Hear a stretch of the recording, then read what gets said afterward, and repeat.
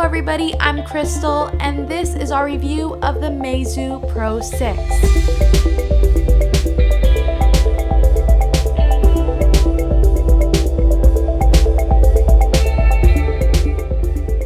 If the first thing you think of when looking at this phone is anything other than, wow, that looks like an iPhone, then you are crazy. Well, just like any other Meizu phone, the design has obviously been heavily inspired by Apple. But before you blow this off as just another cheap iPhone ripoff, stick around to hear what this phone is actually capable of, because surprisingly, it's really good and it has some creative ideas of its own. And even though we've seen this design before, it still looks and feels very nice. The Pro 6 has a unibody aluminum design, and the metal here feels very high quality. There's no sharp corners anywhere with the phone, as the sides curve to meet the back, and the front of the phone also has slight curves on the sides where the display ends to meet the edges of the phone.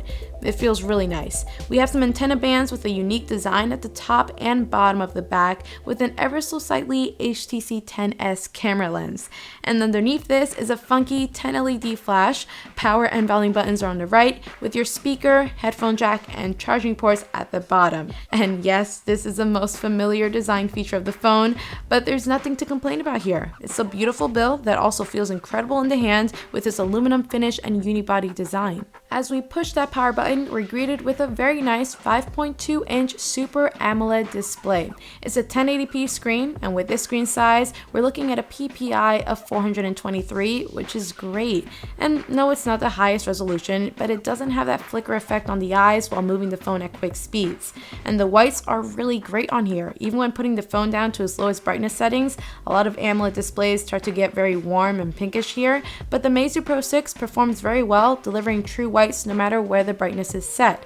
With this being AMOLED, black areas of the screen are a true black, which makes other colored areas of the display appear to pop a little more. It gives you a lot more depth. There's also a lot of display features here too, built right into the software, like eye protection. Blue light supposedly can be harmful to your eyes, especially when trying to sleep, so tinting the screen to a more orange hue can be done here. You can also change color temperature as well, which is similar but a lot more subtle. And lastly, display modes to increase or decrease the saturation of colors. I was really impressed with the display here, and even though you can make out the pixels while being up close, the 423 PPI is still more than enough, and it's very energy efficient. But we're not quite done here with the display, or the iPhone comparisons for that matter, because the Meizu Pro 6 has 3D touch. Yes, actual 3D touch. What I'm doing here isn't a long press. The Meizu Pro 6's display is pressure sensitive, and this is a first for an Android device. They call it Force Touch here, although it has multiple layers and works just like what we've seen on the iPhone 6s and 6s Plus. In fact, all the uses for this feature are ones that we've seen before, but they're actually very helpful. They're mostly used for shortcuts, like on the home screen. A long press will rearrange icons, like what we've seen for years, but a force press will display different shortcuts like video mode or selfie mode for the camera. You can also customize the amount of pressure needed in settings. We also have peek and pop gestures, just like on iOS, where a touch with a decent amount of pressure will give you a preview of an image, and as you add pressure, the preview will get larger and larger until it pops to full size. The problem is, pretty much all Android apps are not able to support this force press just yet, so you'll be stuck to using this feature on Meizu's home screen or their own apps like Gallery or Mail, etc. And that's probably going to be it for a while until Google incorporates this new functionality into their software. On the bottom of the display, you'll find a single home button, and just like the Pro 5, this button doubles as a fingerprint scanner. And the speed at which this scanner performs really shocked me. It's one of the fastest, if not the fastest, fingerprint scanner I've used on an Android phone. You do have to push the button first to turn on the display before the scanner begins to read, but once the screen is on, your finger only needs to tap the scanner for a brief moment and the phone will unlock. Now, it's not too fast where a press of the home button will send you past your notification screen, but if the screen is already on and your finger makes contact, it'll unlock instantly. Now, you'll notice that the Pro 6's display is on, yet there are no on-screen navigation buttons, and there's no capacitive navigation buttons either. So where's the back button and multitasking button? Well, the back button is actually built into the home button. A simple tap will trigger a back command. It'll definitely take some time getting used to, but one button doing it all is a pretty cool idea and is very easy to get used to it. As for the recent apps button, it's not as practical, but it's still quite unique.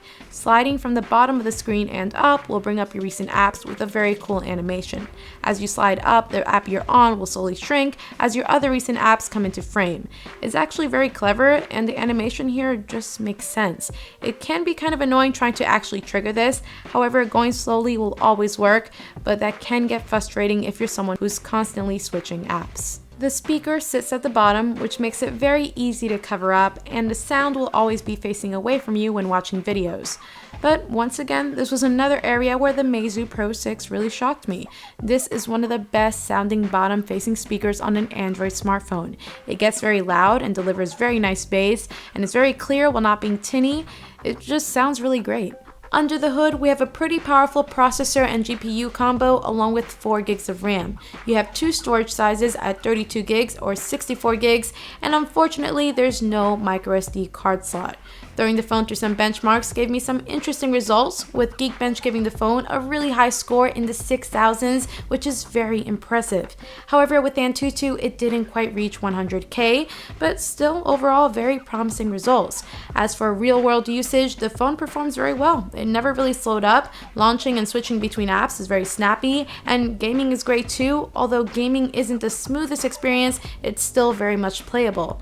The Meizu Pro 6 packs a pretty small 2,560 mAh battery, which is even smaller than last generation's, but you can actually still get some pretty decent battery life out of this thing thanks to the lower res screen and the energy efficient processor. I was able to get about 3 hours and 45 minutes of screen on time on average with moderate use. For me, that's just enough to get me through an entire day, but once in a while I did have to charge an hour before I call it a day.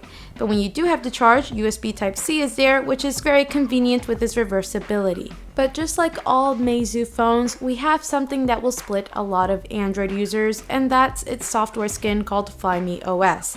In the past, I really didn't like it, but this year there have been many improvements that make it easier to get used to. There still isn't an app drawer, so you'll have to resort to making lots of folders, but you can easily install a third-party launcher like Nova or Google Now. The pull-down menu is not divided into 2 sections anymore, which is great to hear, and your shortcuts and notifications are all displayed in the same place, and if you need to access more shortcuts, just simply pull down again. There's finally a settings icon in the top right, like all Android phones, something that was missing on previous versions of Flyme OS, and Flyme OS brings some cool features too, like a gesture menu within settings that's loaded with different gesture inputs like double tap to wake, notification pull down, and 8-letter gestures that can trigger a launch of any app you decide. It's definitely a very heavily skinned version of Android that lots of users will have to get used to, but just because it's different doesn't mean that it's bad, and the changes that Meizu has made are actually pretty clever. So now let's move on to the camera, which is a large 21 megapixel sensor with laser autofocus, the 10 LED dual tone flash, and no optical image stabilization. Photos are kind of a mixed bag. With that 21 megapixels, you can really zoom and crop in a good amount, but pictures don't appear very sharp, and then you begin to lose details. It's also a pretty noisy camera, even in well-lit conditions, and often leans towards the warmer side of things. In some areas, colors are very lacking, almost looking like some type of filter was applied, but other times, while in bright outdoors, you can really get some decent shots, but that lack of color is still very noticeable. In high dynamic range situations, the Pro 6 will struggle, but when HDR is turned on, it helps, but then it helps almost too much, giving a very unrealistic look. In low light, you can see the usual weakness mid-range smartphone cameras have. You lose more detail, colors are even less colorful, and they're pretty dark and noisy. Here, HDR can be pretty hit or miss, sometimes brightening the photo just enough, but sometimes brightening the shot way too much, bringing out details in the shadows, but at the same time blowing out the details in the highlights. And that crazy looking 10 LED dual tone flash sounds awesome, but it's not much different than any other dual tone flash you'll find on a smartphone.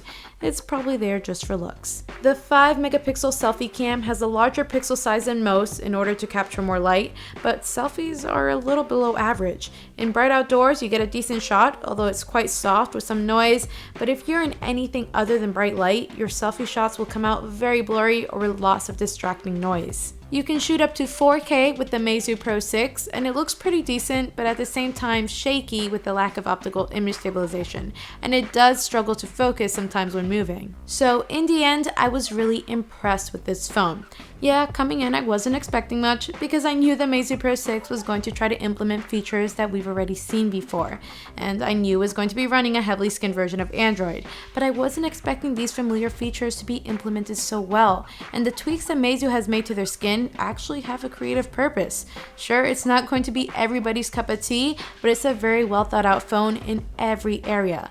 But what do you guys think? I really want to hear your thoughts on this phone, so please in the comments below, let me know what you think of the Meizu Pro 6.